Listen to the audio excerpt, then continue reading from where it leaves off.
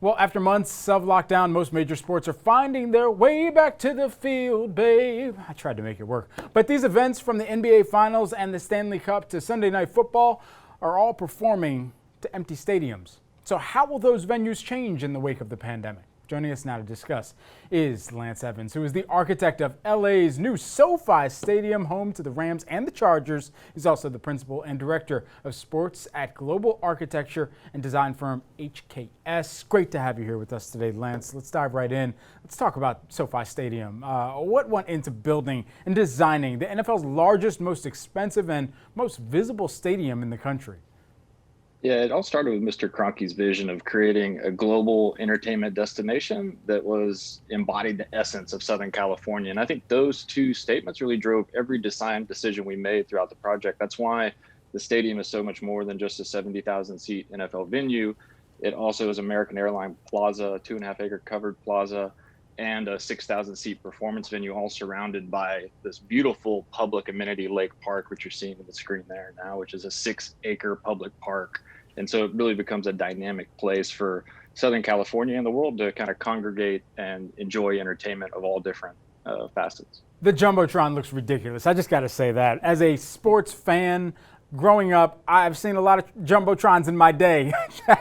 That far exceeds the expectations on them. And so when you think about the design and everything that went into this, the expectation wasn't perhaps what we're seeing right now, with no fans in the stands, and even at some stadiums where you're seeing minimal fans, not everybody to that capacity that you were expecting and planning for is able to take part in this experience. And so what are some of the things that we should be able to look forward to when that experience fully kicks off?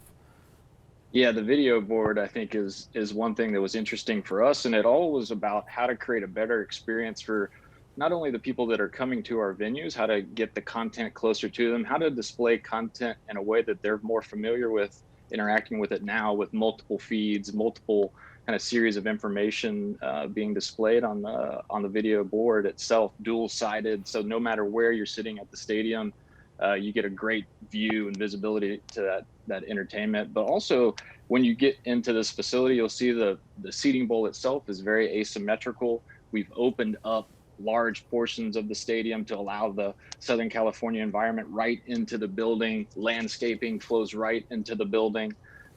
These spaces that are really connected indoor and outdoor to our facility, it was really important for us to make that connection to the Southern California environment and landscape.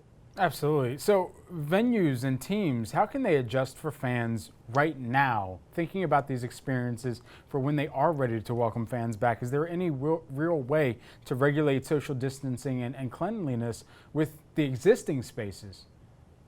Yeah, I think, if we look towards hospitality industry and what they've been doing and learning, whether it be food delivery, contactless payment, being able to demarcate and distance people, not only just in the seating stands, but also in the concourses. We have that ability now to do that. And I think you'll start to see an evolution of that moving forward, where that might just be a trend. I think stadiums in general are heading in that direction.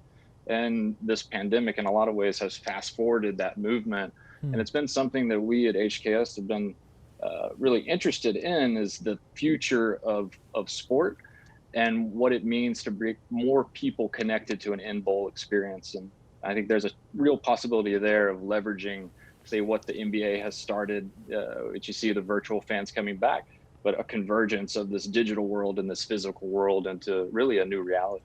Wow. Okay, and so what do you think the steps will be? What's going to be necessary to allow fans back into the stadium? Are fans going to have to, when a vaccine's available, be able to show that they've had the vaccine, or are they going to have to show that they've had a test taken?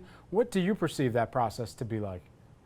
I think, it's going to be different based on where they are. You've seen that around the country now, is that some venues are allowing fans back in the stadiums, and it's all about, coming back to the local municipalities and the ordinances in place. And I think our facilities will just fall in line with the direction of the local governments. And you started to talk about this overlap between the virtual fan and the in-person attendee. Do you think that that's here to stay? And how can some of the stadiums that quite frankly, don't have the technological integration that your stadium does, that you've designed, how can they take that into account and really still make that an extremely immersive experience?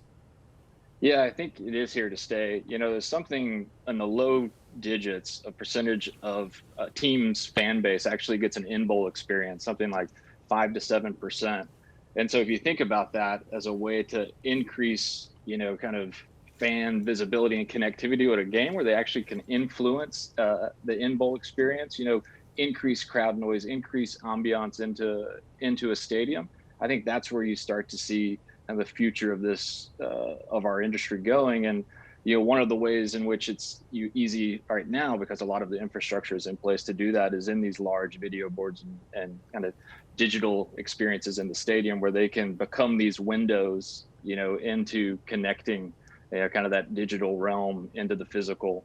And so I think we'll start to see a transition of that slowly at the beginning, to where these video boards start to become something else. And then as stadiums in the future start to become designed and further developed, I think that way that those two kind of blur and come together are going to be this great kind of design evolution of sport and entertainment. Lance, our team is trolling me a little bit here because they were showing the Lincoln Financial Field, Philadelphia Eagles, home of the Philadelphia Eagles. I actually drew this stadium in 8th grade as a project. So, yeah, I know that stadium like the back of my hand. However, it's not quite as open as the stadium you designed, SoFi Stadium, which I got to make it out to. It looks amazing. Great job by you and your team over there. Lance Evans, Principal and Director of Sports at global architecture design firm HKS. Thanks so much for the time.